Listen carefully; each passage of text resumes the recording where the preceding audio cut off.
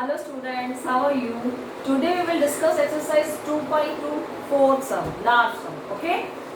In this sum, it is given that px is a polynomial, okay? And we have to find the zero of this polynomial. We have to find the zero of this polynomial. Listen beta, I told you previously that how can you find zero, okay?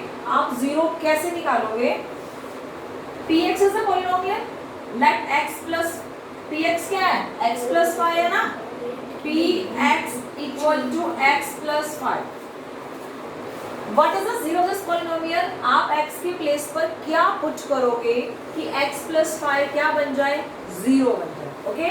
It means x के place पर put करेंगे -5. तभी तो -5 and 5 will become 0. Okay? In place of x you put -5. -5 plus 5 equal to 0. And this -5 can be obtained by if x plus 5 equal to 0. x equal to ये 5 वहाँ चला जाएगा -5 आ गया. It means उस polynomial को 0 के ऊपर पुट करो जो x की वैल्यू होगी that is your root ना, that is your 0. So px equal to x plus 5. We have to find 0. Finding the zero of px. Finding the zero px is same as to solve the equation px equal to 0. Finding the zero of px is same as to solve the equation px equal to 0. It means अगर मैं px equal to 0 करके किसी equation को solve करूं और x की value is your answer, that is your 0. Okay, solve the equation, then आप put कर दो px equal to 0. ठीक है, px की वैल्यू क्या है? x plus 5. x plus 5 equal to 0. x की वैल्यू क्या आ जाएगी? -5. अब सोल्व किया इक्वेशन को, x की वैल्यू क्या आई? -5. That means -5 x equal to -5 is 0 of p of x. This line is important that you have to write. Finding the zero px, हमें px से 0 फाइंड करनी है, is same as, वो same है to solve the equation px equal to 0, कि हम px equal to 0 को solve करें, x की वैल्यू निकालें, that is same as to find the zero of px. You have to write this first and the last and the most important step, that finding the zero px is same as to solve the equation px equal to 0. Okay, px equal to 0 किया, x की value निकाली, that is your solution. Second part, if x plus 5, if it is given x minus 5, अगर x minus 5 given है तो भी ये line same लिखनी है. Finding the zero px is same as to solve the equation px equal to 0. ठीक है, तो px, okay, I want to tell you what is equation. I didn't tell you ना. Listen, equation क्या होती है? 5x plus 7. This is algebraic expression. This is polynomial also. ठीक है ना, ये polynomial है px. Okay, अब if polynomial is equal to any value, अगर polynomial में कुछ equality sign कहीं भी आ जाता है, this is equal to 0, this is equal to 1, 2, 3, 4, 5 and so on, that means polynomial में equality आते ही वो polynomial क्या बन गई?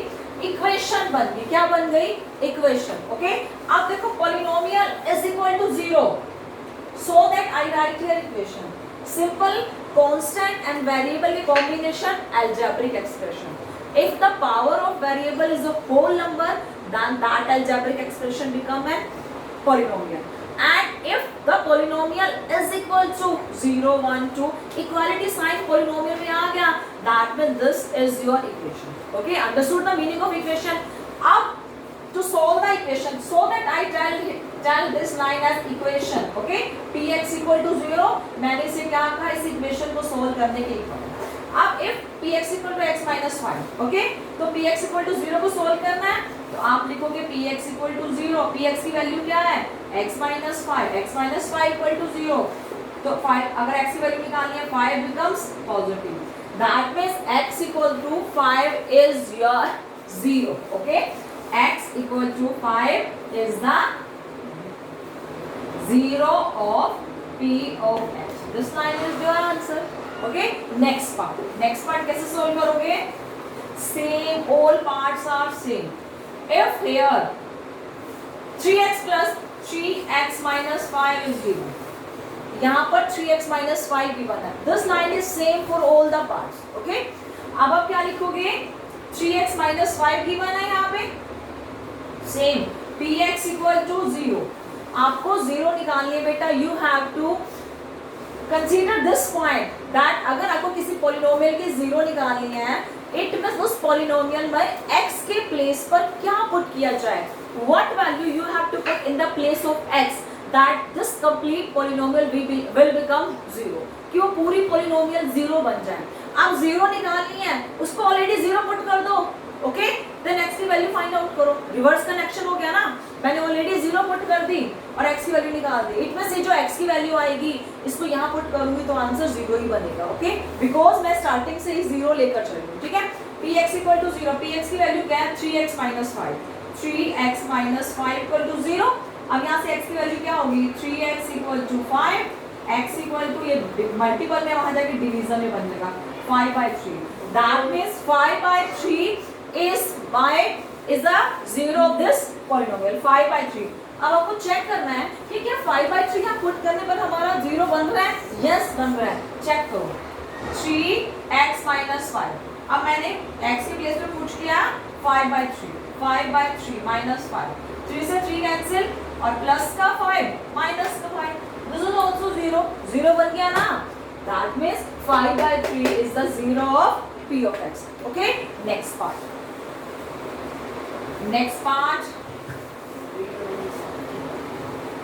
If it is here 3x, here is 3x है ना. Now you have to find the 0 of this. वही same line, तो आपने px को 0 की इक्वल पुट किया तो इट मींस 3x 0. तो x, अगर 3x 0 है, x की वैल्यू क्या होगी? x equal to 0/3. 0. अब इसकी 0 क्या है? रूट क्या है? 0. That means x equal to 0 is the 0 of p of x और root of p of x. This is very easy ना.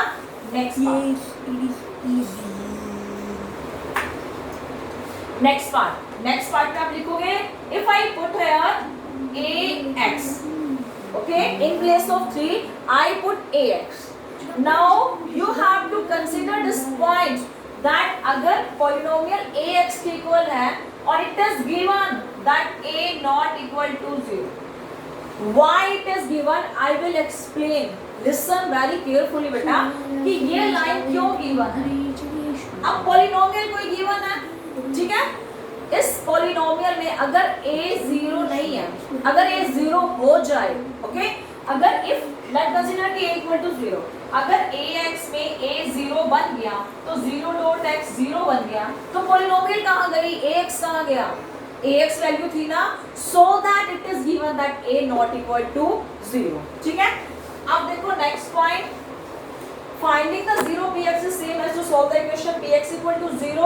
अब आप px equal to 0 because we have to find the 0 of the polynomial. px 0, ठीक है.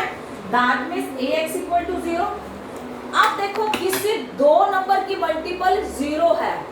It means या इन दोनों में से एक नंबर 0 होगा, either a is 0 और x is 0. But it is given that a can't be 0. So x की वैल्यू क्या हो जाएगी? 0. तो x को ही 0 होना पड़ेगा ना. So that x equal to 0. That means this 0 is 0 of p of x, or you can say it is root of p of x. X equal to 0. Okay? It means constant की value 0 नहीं है. अगर ये 0 यही हो जाए, that means ये खत्म, फिनिश. तो ये क्या हो जाएगा? कोई वैल्यू नहीं है, 0 पॉलिनोमियल हो जाएगी. अब हमें तो पॉलिनोमियल की कुछ वैल्यू गिवन है ना कि ax, तो ax कहाँ जाएगा? So that it is given that a not equal to 0. ठीक है, लास्ट पार्ट देखो. If it is given px equal to cx plus d. अब पॉलिनोमियल में वैल्यू क्या गिवन है, c x plus d. Okay, x क्या है, variable, सी और डी क्या है, कांस्टेंट। अब ये कांस्टेंट है और ये भी गिवन है कि सी और D can't be zero, constant की वैल्यू जीरो नहीं है। अब आपको क्या निकालना है, जीरो निकालना है, बस आपको एक्स की वैल्यू निकालनी है ना, वही सेम स्टेप, आप पॉलिनोमियल को स्टार्टिंग से जीरो लेकर चलो, p x equal to zero, p x की वैल्यू क्या है, c x plus d equal to zero, c x plus d zero है, we have to find the value of x ना, तो सी एक्स, डी पॉजिटिव आ जाकर negative है, x हो जाएगा माइनस डी बाई सी। अब माइनस डी बाई सी आप पुट करना, आंसर आपका जीरो आएगा, that means x equal to minus d by c is zero of p of x. This is very easy concept. You have to consider this point that if we have to find zero, अगर हमें zero निकालनी है, ठीक है ना, उस polynomial को starting से जीरो ले लो। If the polynomial is zero, after putting the zero, if you solve, the value of x is your root or zero of the polynomial. कैसे? क्योंकि जीरो का मतलब होता है बेटा, डोंट बी कंफ्यूज, जीरो का मतलब होता है कि उस पॉलिनोमियल में x के प्लेस पर मैं क्या पुट करूं कि px जीरो बन जाए। मैंने स्टार्टिंग से जीरो लिया और x की वैल्यू निकाल दी, this is so easy concept ना, but you have to consider this line, आपको ये लाइन ध्यान रखना बेटा, दिस इज इंपॉर्टेंट, मार्क्स भी इन्हीं के मिलेंगे फॉर दिस वन एंड दो ही कंसेप्ट है, दो ही स्टेप है, आपको फर्स्ट लाइन लिखनी है और x की वैल्यू निकालनी है, this is your zero. Okay, that's it.